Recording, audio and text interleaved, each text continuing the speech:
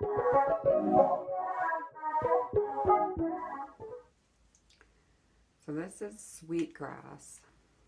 I'm sure you've all heard of sage. Sage is for cleansing negative energies that don't involve you, like negative energies in the room. Sweetgrass, it cleanses the energy inside you. So I like to use sweetgrass and sage. But if I'm feeling particularly off, I will use sweetgrass because I know it's the energy in me that's off. So, anyways, let's jump in. I've had many people tell me, oh, you need to write a book, you need to start a YouTube channel. And I've been putting it off, and I don't know why. So here I am. I'm starting it out. Why, you might ask? If some of you who don't know me have people told me I need to make a YouTube channel. It's because, or make videos. I have been through a lot in my life. I was adopted. I had a bunch of traumas happen to me growing up, as well as in my early to mid 20s were pretty rough for me. And that was right before I had discovered spirituality. I was very opposed to anything. You said the word spirituality. I was like, no, no, no. I was raised in a very Christian household that was based around fear. If you don't do this, you're going to go to hell. You're going to go to a place with fire. And so I shied away from spirituality in general. Called myself a atheist, anarchist, opposed to it all, you know. Like, fuck the system for a really long time. And I still have some of that mentality about things. But, yeah, so what really started my spiritual journey for me, I was at my lowest low, like severe depression, PTSD, to the point of I couldn't even leave my house without having some sort of anxiety, panic attack. And I did not know why. I had gone to all psychiatrists, therapists, and they just put me on more medication. And finally, like one day, I was sitting in my room in northern Seattle, and I was just like, enough.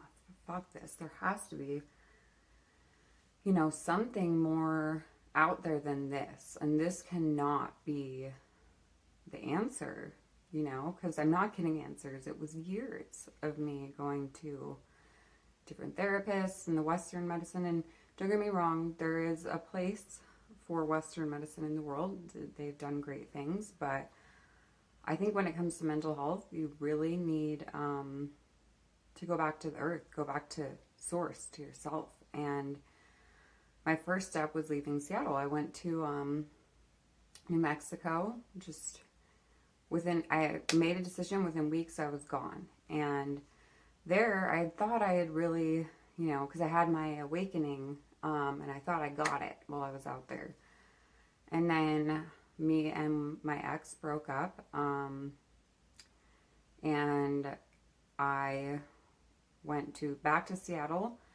I knew I didn't want to be there. I had to be somewhere else, and I went I went to Visalia, California, which is where I was born, but I was adopted, so I'd never really known it there. When I was there, I had one of those moments. I don't know if you've heard of, there's a term for it, when you like see yourself in the mirror and you really see like you and your soul. And I just started crying, and I knew, you know, all the things I had been through, all the things that I have complained about that I had struggled with, because I mean there were some traumatic things, and I knew it was not all for naught. There had to be a reason. And I had started to figure that out when I was in New Mexico and traveling around for a bit. But it was really there. I had started doing like tarot readings for people and just sharing the knowledge that I want to share on this channel.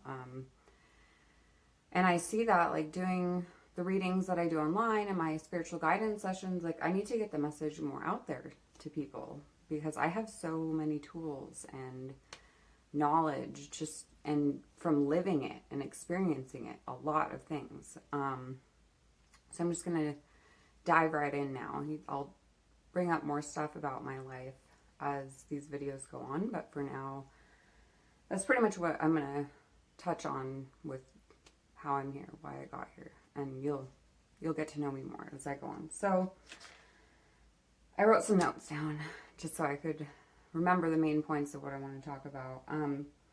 The main two things I want to talk about today are attachments. And I don't mean like demonic spiritual attachments on you. And then also shadow work. Because those are probably the two main things that I talk with people about. So what is attachment? Attachment is just that. You're attached to a person, a place, a thing. And basically attachments are not good because you're attached to a certain outcome. Whether it's being with a certain person, having a certain person around, being in a certain place. And you really can't have attachments to anything, especially if you have goals, you know. Like it's good to have goals. That's not having an attachment to something because those can change too. For me, it's I want to open a healing retreat center. And I thought that was going to happen out in Canada. So I went out to Canada, was not, you know, that particular experience and where I was not for me. I do want to go back to Canada again. I'm a dual citizen. I know eventually I want to have healing retreat centers out there, but it just wasn't the time or the place for me to open my center out there. And so I had to not have an attachment to that, and I left. And basically ended up on this crazy experience of going back down to Seattle and then, you know, trying to get back on my feet then. And then, like, with my husband, we got married in August. And then we couldn't get on our feet there because it just wasn't the place. So we didn't have an attachment to Seattle. We left there. And we started to make our way to New Jersey. And we had a plan. We were going to go to New Jersey and then go to Hawaii and build the retreat center there. And that was the goal. So we put an attachment on places where it was going to happen, not the long-term goal, which is really I should have not had an attachment to where. My goal is to open a healing retreat center. I can't have an attachment to where that's going to be because the universe or higher selves has more of a plan for us. So you can have goals. You can set goals. Like I want to open this healing retreat center. I want to help people with music or art. Be a veterinarian, whatever it is. So if you have these goals, you can't have an attachment to how you get there. You see, like I had an attachment with it's going to be in Hawaii after I left Canada. I don't know why I didn't learn from Canada that you can't have an attachment to even a place. But long story short, got in a car wreck on the way to New Jersey, which was our last stop before Hawaii, and totaled my truck. From there, my husband and I got COVID, and then, you know, we've had some struggles. And right now he's in Denver and I'm here, and we're at a point where there's no attachments. Like I'm dating myself right now. He's dating himself right now. I couldn't even have an attachment to him, even though, you know, we got married and made a big step there. But he's still going to be my best friend no matter what happens. But that's an attachment too. So I can't even have an attachment to that. You can't predict the future because we evolve and grow. And if our energies are not matched with a situation, a person, whatever it is that we're in to get us to the place we want to go, the universe is going to cut that off. Like, simple. Not simple. It can a little more complicated to understand than that, I guess. But we need to experience life without attachments. So you can't say like, if I get this job, I'm going to be happy. If I'm with this person, I'm going to be happy. If I buy this expensive designer bag, it'll make me happy and feel good. You need to feel that from within first. And have gratitude. Gratitude is a big thing. I'm sure if you're familiar with spiritual, spiritual workers, teachers, they talk about that a lot. Gratitude, why is it so important? Gratitude attracts abundance. So if you're putting out there, everything sucks, my life's so hard, oh, I'm just so miserable, that is exactly what you're going to give back. We are literally just beings of energy and vibration. So if you're putting that vibration out there that you're miserable, everything sucks, and you don't give gratitude, guess what you're going to keep getting back? Misery. Sadness, because you're sitting in that vibration. So you're putting it out and you're sucking it back in. If you put out in any situation, so I even had to, when we got in the car wreck, I was upset that my truck got totaled. I'd put a lot into that truck, but I had an attachment to it. To me, it was like a symbol for a lot of things, but I still had too much of an attachment to my truck. And I was devastated when it was totaled, declared totaled. But I had to give gratitude for the fact, I mean, you don't have to do anything, but I decided to give gratitude and say, you know what? None of us died in the vehicle. We're all good. And we're going to keep going. Got COVIDs, at that point we realized we're not supposed to go to New Jersey and we're not supposed to go to Hawaii. Cut those attachments. Immediately what happened was we ended up in Paonia, Colorado. That's where I am now. My husband still had some things to work through. That's his own things to talk about. And that's personal business, but he's down in Denver working on himself, and I'm here. I have noticed too, I've become attached to Paonia. That's a thing I need to work on, because this town is to a T everything I visualize for myself. So I'm not going to have any attachments on if I stay here, but I'm going to enjoy and give gratitude for while I'm here. So let's talk about why is it so unhealthy to have attachments? Having an attachment, it can prevent you from getting to where you're supposed to be. It can prevent you from your goals.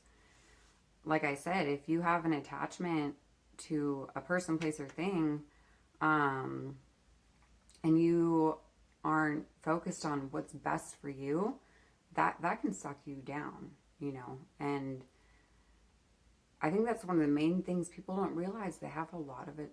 We have a lot of attachments to things. And it's good to recognize what our attachments are. Like, for me, it was, if I get all A's in school, because I'm a full-time student, then I'll know I'm doing good and I'll be happy. And I had a couple times where I got to be on an assignment. Oh my God, I'm devastated. Like, no, I shouldn't have attachments. That should be motivation. Okay, that didn't work out. I'm going to do better next time.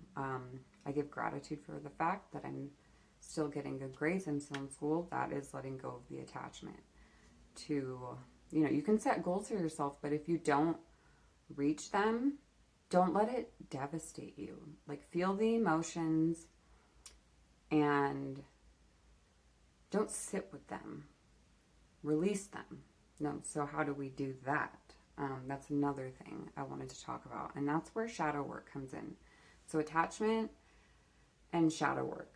These are like the two main things. Like I said, people ask, I think I'm doing shadow work. I think I'm doing this, but like I'm still not there. So shadow work is never ending, because we're constantly living. If you're still here and breathing, you lived another day. And especially right now in 2021, there are a lot of things we've all been through, not just individually, but as a human collective. So shadow work is not just getting to know, and not just making peace with, but being friends with, loving your shadow side. So what is a shadow side? Your shadow side is basically anything you feel shameful of, don't feel comfortable talking about, like envy, jealousy, anything that's on a lower vibration. But we're humans. We all have these emotions. We all have these feelings. So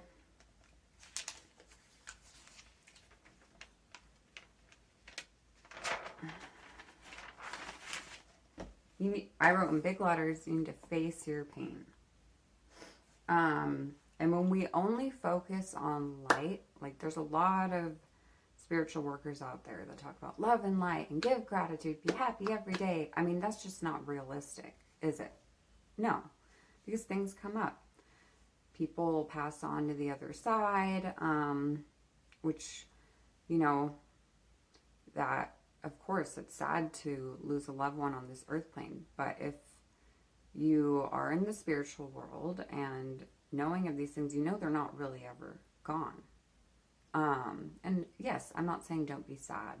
If you lose a mom, a dad, a brother, sister, cat, dog, friend, anything, like feel the emotions, but don't let them get trapped inside you. That is where a lot of illnesses come from, mental and physical. They manifest from trapped emotions. If you haven't seen it, I recommend watching Emotion on Gaia.com. I'm not affiliated with them or anything, but that is I recommend that documentary to everyone. It was life-changing for me back in New Mexico when I watched it. So anyways, I'll let you watch that if you feel like that resonates with you, to learn more about trapped emotions. So shadow work. Like I said, shadow work is what we try to deny or hide from even ourselves. There's a lot of things that we don't want to admit, that we feel envious of someone. Like if you're scrolling through someone's Instagram or whatever, you see someone on the street, oh, they're so pretty, they have this and that, and like feel jealousy. You need to stop yourself right there. Like, why do I feel jealousy over them? That is part of your shadow side. Insecurities in ourselves, like, just insecurities like, I want to change this on my face. I wish my nose looked that way. That's part of your shadow side. Why do you feel that way? Because all of these things are taught to us. We are not born being insecure. We're not born, coming out of the womb, oh, I'm jealous of that baby. I don't know if that makes sense. But, and yeah, humans, we naturally feel sorry for ourselves and complain. But if you get caught and you notice yourself, a lot of us do it. I used to do it a lot when my PTSD and all of that was really bad. I complained a lot. Oh, I had a panic attack today, and I got depressed today, and this happened, and 2 years ago this happened to me, and a year ago this happened to me, and you let it all out, and you're dumping all that onto other people. And yes, there's therapists for that, and it's, I think, good to do some form of therapy. But this is where, like, shadow work can be your therapy too. I always tell people the easiest place to start is writing stuff down. So write down, like, if you can catch yourself and you're somewhere where you have the time to do this, which most of us do nowadays with the pandemic going on, write down what am I feeling? I am feeling sad. Okay? You're feeling sad. That's the first thing you can recognize. You're sad. And then why? why am I feeling sad? Sometimes these answers don't come to us right away. I mean, and it can be one thing you notice, oh, I'm feeling sad because I don't know, I dropped my coffee and then I stubbed my toe today. And these are all things where you can have a bad day from just having one thing go wrong in the morning, and it will throw you off. So a lot of times the root of why we're feeling something will not come to us right away. So be patient on that. I also recommend to people to do art therapy. So sometimes, and if you're an artist, everyone's an artist. I shouldn't say that. Everyone's an artist. If you're a professional artist, you'll know when you get in a creative block. For me, that happens to me a lot. Where I'm like, I haven't been painting for 2 weeks. I know something's off. And so sometimes I'll just grab a canvas and just throw a paint on it and, you know, no expectations, no attachments to what the painting is going to look like when I'm done. That's a good way to really, like sometimes when you're painting and you're going through, you can see your emotions on that canvas. And if you're looking at this video or listening and saying, well, I'm not an artist, I know everyone's an artist. Get that out of your mind. We're all artists. We can all paint. Like, who made the box of what is art and what is not? And if you're doing it for, you know, shadow work and therapy, this is for you. It's just like with journaling stuff out. Another good thing that is related to journaling would be write a letter. Like if you recognize that you're sad about something because of someone said something to you, like someone was really mean to me when I was in line at the coffee place. So it set me off and it triggered me. Well, triggers, those are also, they're basically like symptoms, signals from the body that there's something that needs to be worked on. So that is where you can see as well that that's an area that needs some work, some shadow work. Why did what that person said to you set you off so bad? And a lot of times if you write through, you know, you can start out, well, I was getting coffee, this person was mean, and, you know, why did that set me off so bad? Well, what they said reminded me of something my dad said when I was younger, and that means that's something you've been holding on to for 10, 20, 30, who knows how many years. And that's something that's stuck in you. It needs to be, you know, loved. That's what I mean by love your shadow side. It's not like, you know, embrace being jealous and angry and do it all the time. It means like give love to that wounded part of yourself, work through that emotion, and, you know, turn it into something powerful, because all of these trapped emotions are trapped energy. And if we can use that energy, the trapped negative, low vibration, uncomfortable energies, and turn them into something else, like creating a painting, or get it to motivate you. Like, I know I want to, you know, I'm feeling this emotion about this, I'm going to work through it, and you can like harness that energy to make beautiful things, or even just to have a better day, which that's a feat in itself. If you started out having a rough morning, you can turn around from just looking inwards. That's an accomplishment too. Don't think that you have to like be doing all these big things at all times. A lot of times I've noticed too, we get caught up in what our long-term goals are, and we just want to get there now. Like we definitely live in a society now where things come quickly. Like, you order something from Amazon, you get it in 2 days. Like, you know, oh, it's been 3 days now and I'm going to write a bad review because my package came lately. Something I can relate to from having an Etsy shop. But yeah, we just live in a very fast-paced world. There's not a lot of patience. There's not a lot of slowing down and living in the present moment. And the gratitude, like I said earlier, gratitude, if you're sitting there and you have that emotion of, oh, that person was so mean to me this morning, so I've carried it all day. Give gratitude for that experience too. You know, you give gratitude for start out with things that you can, because we can give gratitude for something every moment of every day. Look around.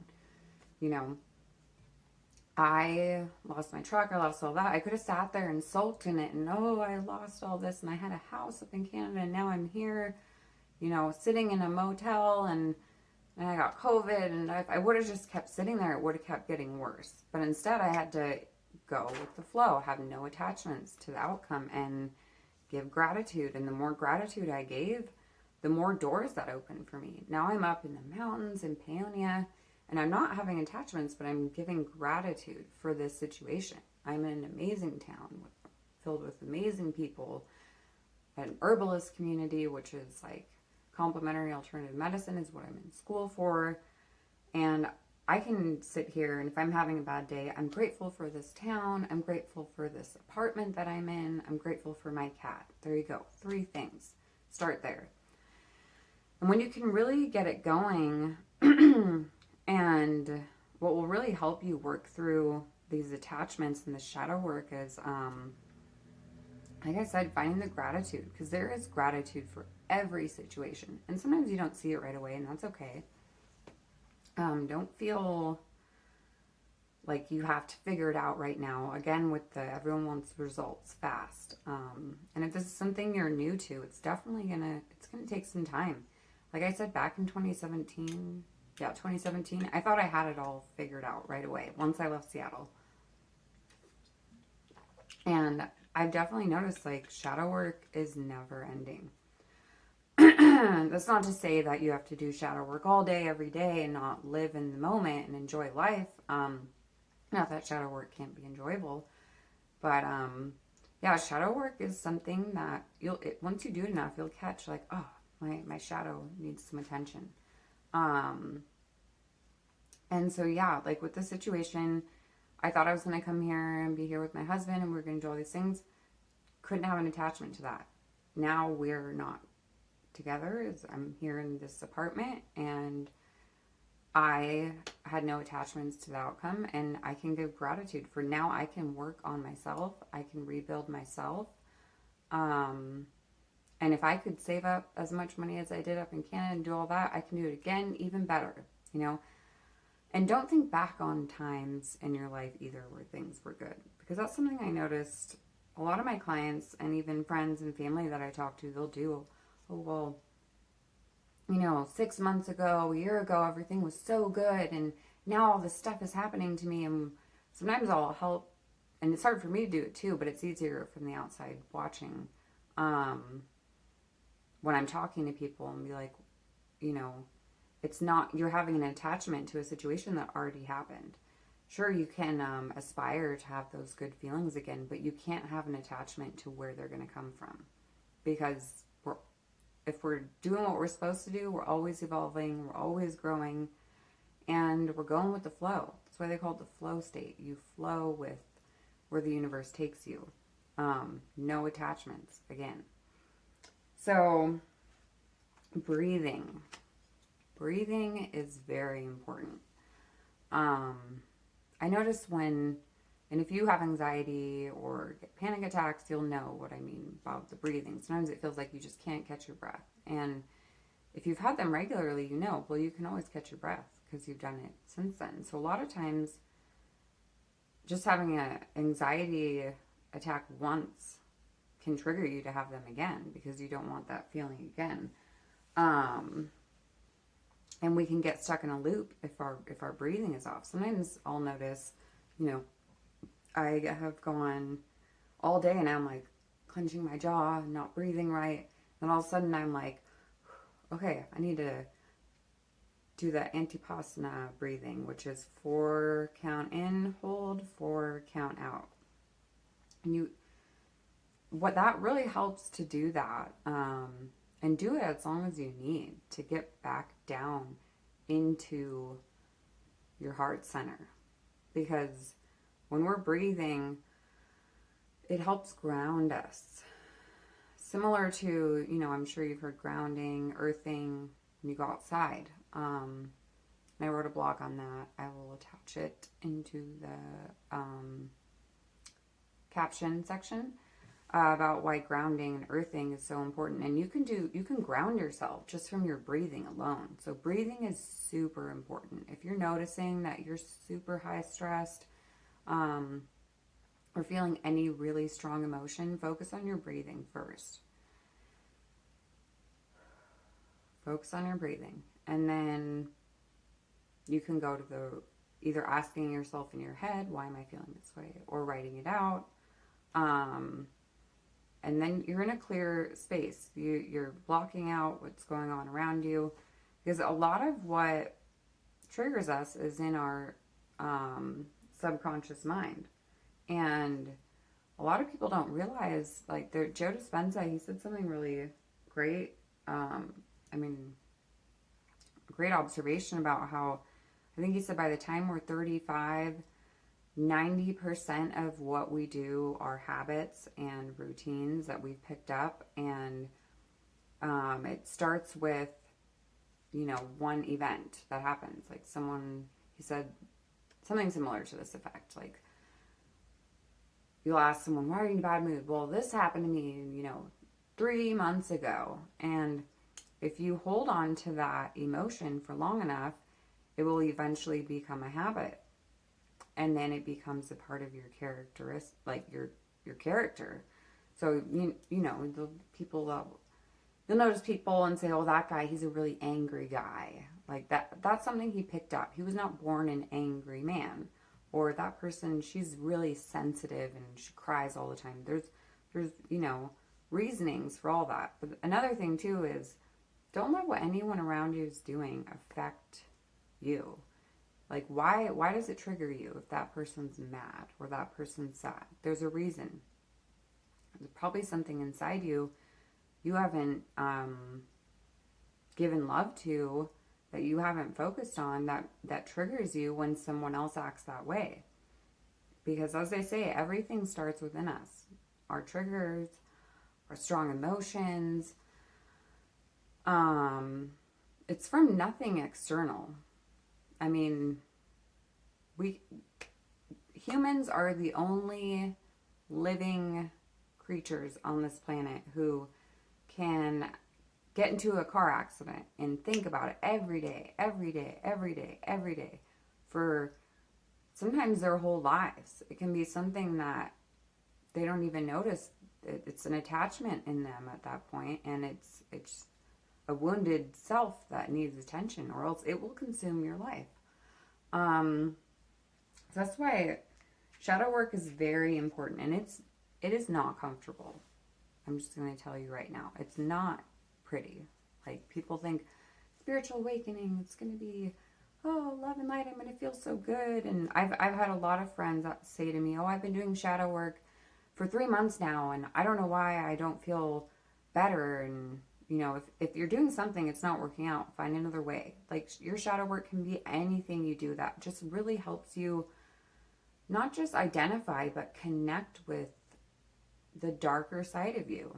And as they say, without darkness, there cannot be light. There's another quote I have written down about that.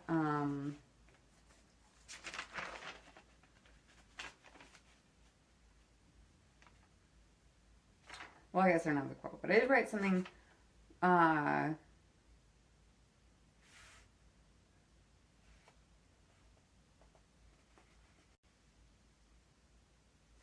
Love yourself. All of you. Love yourself. All of you. So that's a big thing. And I really didn't start to even remotely love myself until I put myself in a position and was guided by the universe in a position where I was out in the middle of nowhere, Canada, by myself.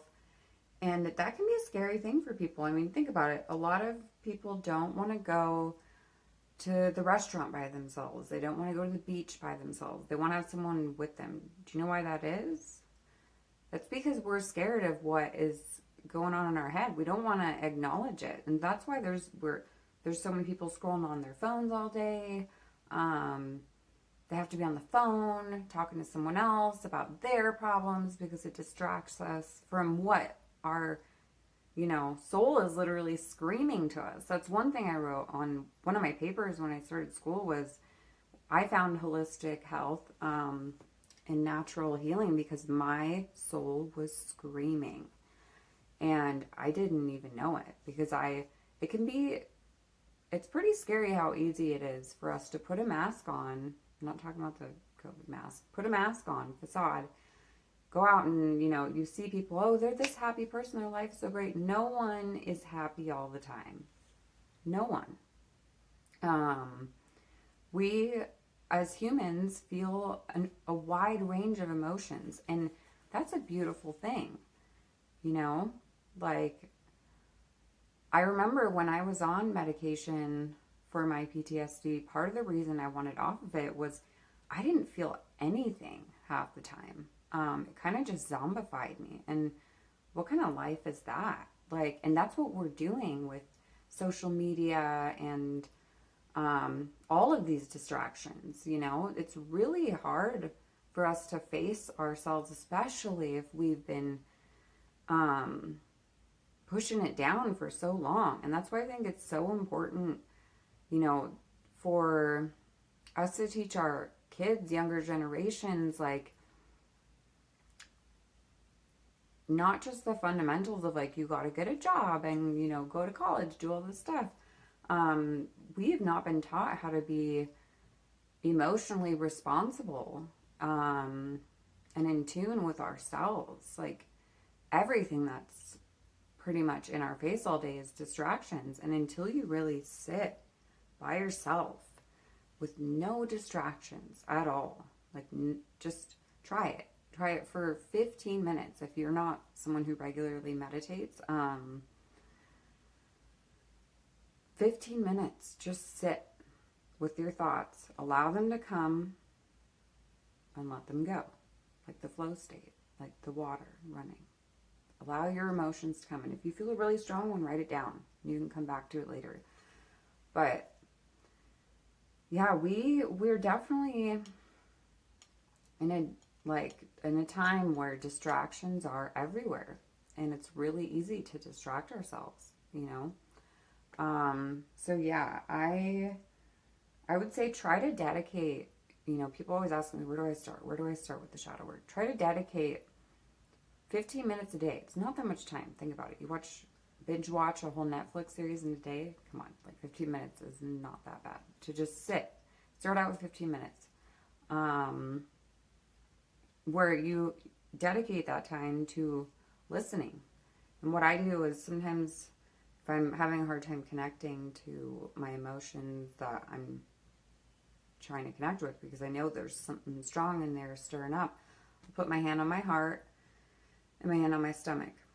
Right hand on my heart, left hand on my stomach. And I'll just do that breathing for a minute until I calm and my racing thoughts down. And then that's when, once you're in that calm state of mind, or more mindful state of mind, it's a lot easier to connect with yourself. So you have to get all those distractions that have been through your face, on your phone, all around you all day to really listen to what's going on in there. I'm going to look it up. There's something in Hawaiian culture they called Ānāpānasati.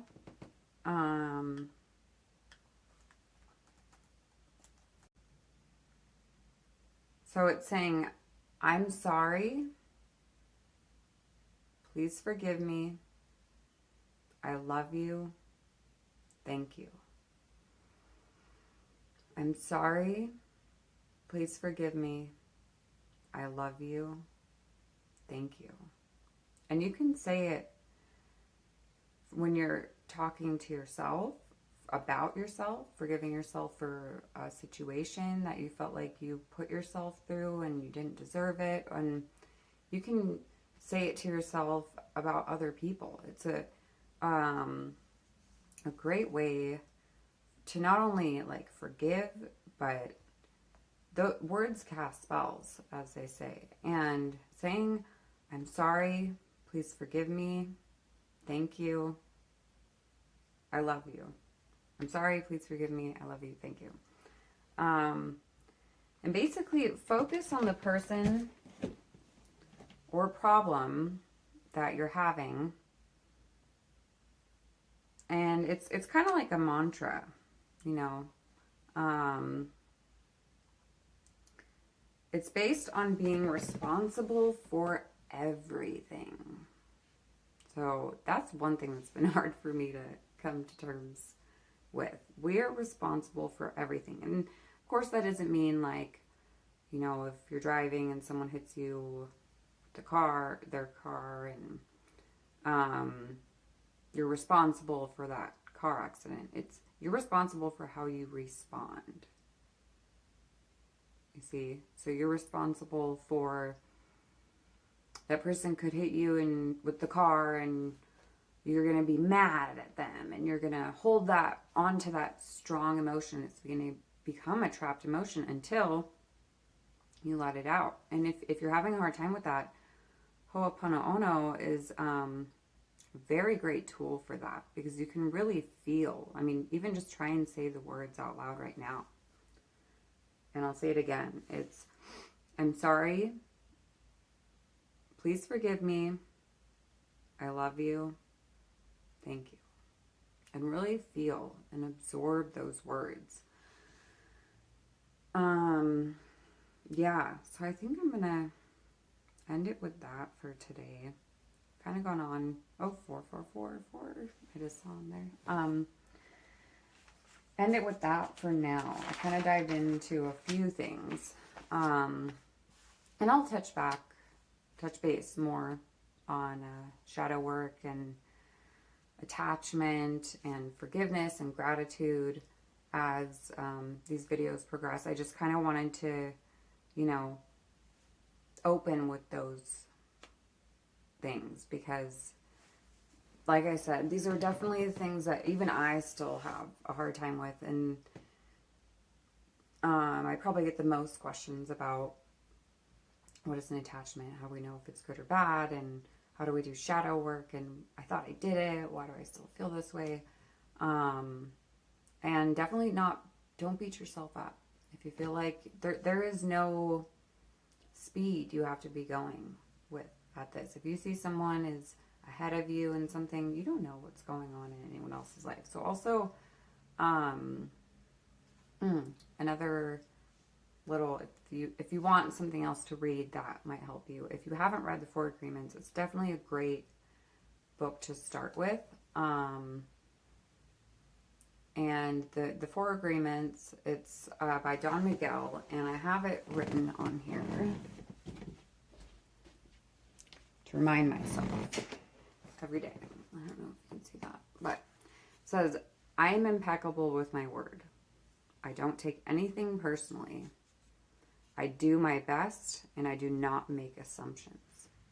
If you want to read about a little more about what that means, but those are basically supposed to be if you can master those 4 things, you can master life.